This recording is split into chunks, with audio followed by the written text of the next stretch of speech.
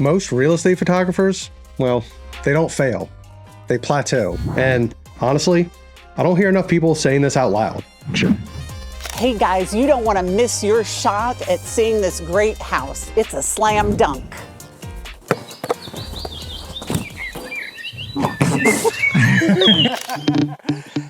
If you've been shooting for 2, 3, maybe 5 years and your income looks exactly the same as it did a while ago, this might be why.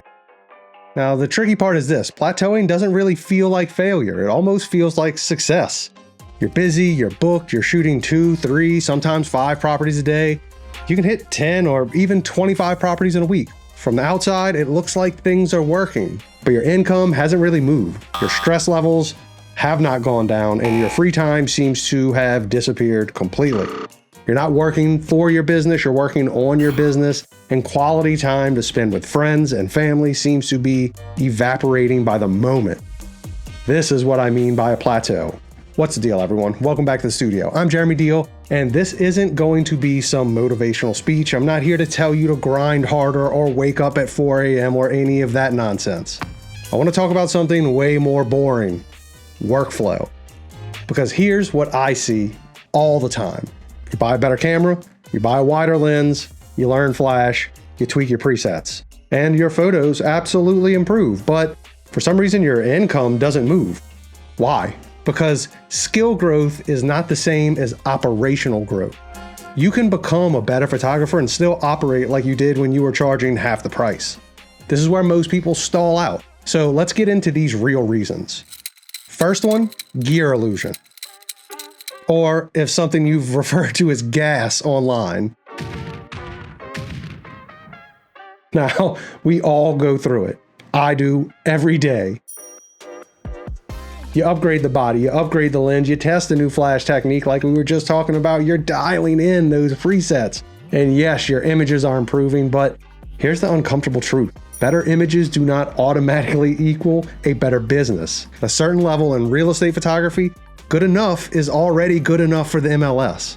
Once you cross that threshold, improvements are incremental and not exponential. If your business model doesn't change, your income doesn't change. Plain and simple. Second problem is volume without leverage. So let's use real numbers here. Let's say you're shooting 10 properties a week. And let's say each job delivers 40 images. That's 400 images in 1 week. Now, let's say you're only spending 3 minutes per image in post, which we both know is more than that, but let's play along for numbers' sake. It's 1,200 minutes. That's 20 hours every single week. That does not include exports, uploads, revisions, emails, scheduling, driving, or any of the other tasks of running a business. Now imagine you can cut that editing time in half, or cut it down to a quarter of your original editing time. You just gain between 10 and 15 hours of your week back. Every week. That is real leverage. There was a phase when I first started the business where there were just 2 of us, my old business partner and me.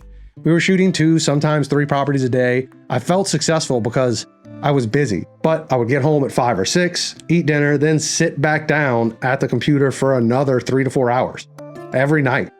I remember thinking even back then, no way this is going to be scalable. It felt like growth, but the fact that I had 0 social life was proof it was really just volume. I was trapped inside my own workflow. And that was the first time I recognized that my bottleneck wasn't skill, it was time. So I hired my first outsourced editor. Now, this video is sponsored by Fotello, and this is where tools like that come into play for me.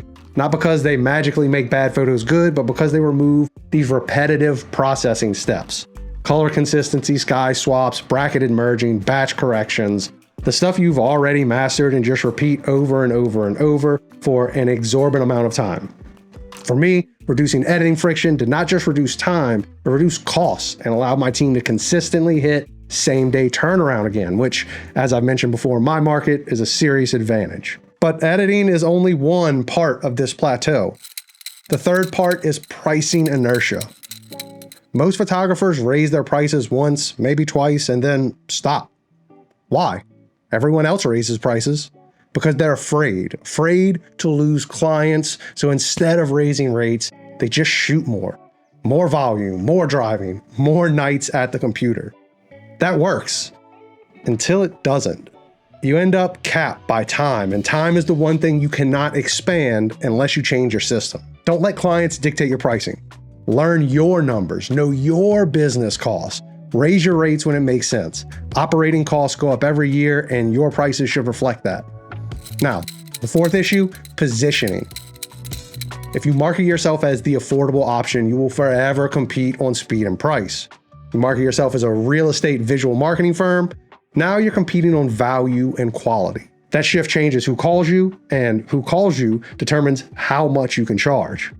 Plateau photographers usually focus on improving skills, while growth photographers improve structure and team. That is the difference. And here's the part nobody likes hearing. Most time, the plateau is not about talent at all. It's about operations. How long it takes you to process a job, whether you can handle 8 shoots a week without feeling buried, about whether your delivery feels professional and consistent every single time. Agents notice that. They will not notice that you upgraded from one sensor to another, but they absolutely notice turnaround time. They notice consistency. They notice when you feel organized or when you show up feeling overwhelmed.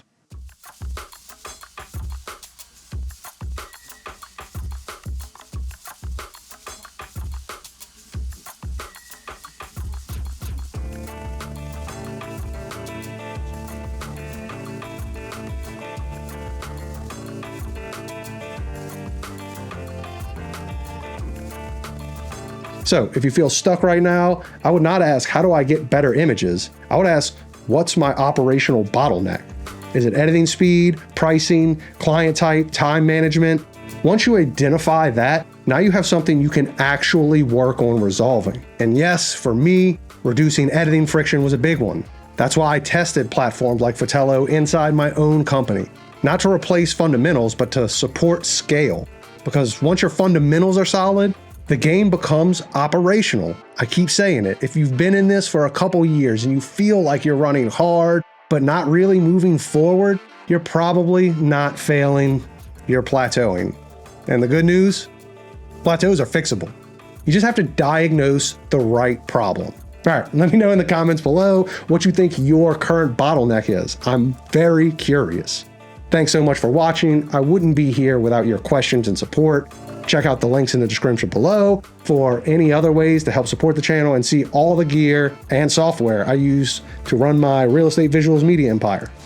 Or you can grab a bag of my delicious Zimmer's Turkish coffee over there, where we're really taking liberals with the ish part of Turkish. I'm Jeremy Deal with Pitch Your Property, and I will catch you next time. Yeah, I'll catch you next time. And honestly, comment down below. I really want to know what your bottlenecks are right now. Let's see if we can get you more clients. Let's fix those.